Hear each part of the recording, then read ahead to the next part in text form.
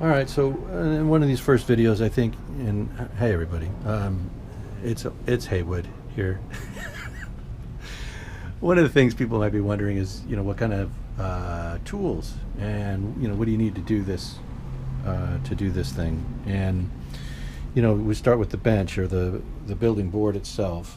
In this case, mine is plywood with a cork core. I think it's apple ply, and it's cork, quarter-inch cork in 2 layers with the hardwood sandwiched on it, and that makes it easy for these straight pins to hold the work in place. So, and you'll see videos on when things are pinned down here, and when I build the wings for this kit or future kits or whatever, you'll see. So the building board is critical. You got to have a good workspace, well lighted. As you can see, we got some decent lighting in here. And that's the beginning, and then you'll need cutting tools, good pair of scissors, X-Acto knives, good pair of tweezers, a pair of pliers. This comes in handy for bending wire and some of the other things you'll need to do when you're making landing gear. You've got to bend wire, and I'll do a tutorial video on how to get that and do it right so that everything is always square. One of the things you find with model kits sometimes, trying to make the gear straight, it's easy to bend the wire and have it twisted and off kilter. So I've developed sort of a method for doing that. It's quick and it's easy, and it's almost foolproof. Almost everything's almost foolproof. Anyway, you'll need those kinds of things. Pencils for marking, marker. I use the wood dowel for sanding and for shaping. For instance, when I'm doing this infill work here on the top of the fuselage, these are actually radiused to eliminate flat spots. If I just cut sections off of here and stuck them in there flat, then when I go to finish the model, it would have flat spots in it. You wouldn't just be able to sand into it deeply enough to remove those flat spots, and you end up with a situation. And the one thing I always try to do is eliminate all situations. I don't want any situation, which is a euphemism for something that's messed up or isn't quite right. My euphemism.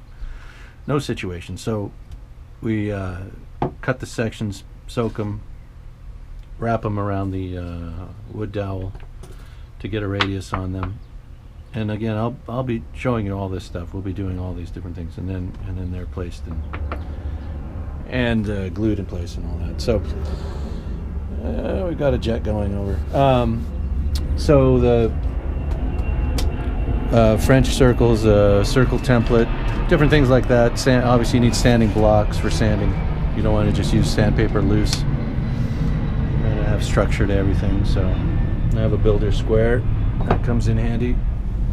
What else? I guess as we go along through a future build, we'll be talking about the tools for each individual process. And but it's not a lot of stuff. You don't need a whole lot of stuff to do this. I mean, you can go crazy and buy micro tools and portable lathes and that kind of thing, but you don't have to do that if you don't want to or can't afford to. I get it. I don't do it anyway, so all you have to work with here is me on this channel. So I'll try to be as descriptive of things as I can be when we get into the building, but for the most part I plan to let the video do the talking. I've come to notice that when I'm watching a lot of these videos and YouTube channels, the talking can get in the way. It's very rare that the dialogue is actually helpful. A lot of times it's just kind of absurd, or it doesn't flow to me, and I'd rather not hear it. How many times you watch a video and you just turn the sound off, and then you eventually you just don't even attune to that anymore. Hopefully that won't happen here, but hey, who knows? So everything is, most of the adhesive that I use is this medium setting glue. I use white glues for some of the process. Filler I use is a non-shrinking Sherwin-Williams spackle. Yeah, it's kind of a mess over here, but this is my workstation. In this area I have my PC that I use for flight simming and other distractions. You know, but for the most part, this is an area that I just do this. This is what I do for fun. Anyway, yeah, it's going to be good. I think it's going to be. Hopefully, it'll be interesting, and hopefully, I won't bore anybody too much or too badly. And like I said, I'm gonna set the channel up. I'll carry on conversations if you want to post comments, ask questions. If there's any part of the process anybody is interested in and feels that I need special attention, I'm more than happy to do that going forward. So again, this is day one. I just got the GoPro, and I'm just trying to figure out what to put up on the channel, just to see how everything works. It probably won't even be edited, so congratulations. You might catch me saying something I shouldn't say. Well, or who knows? What's gonna happen.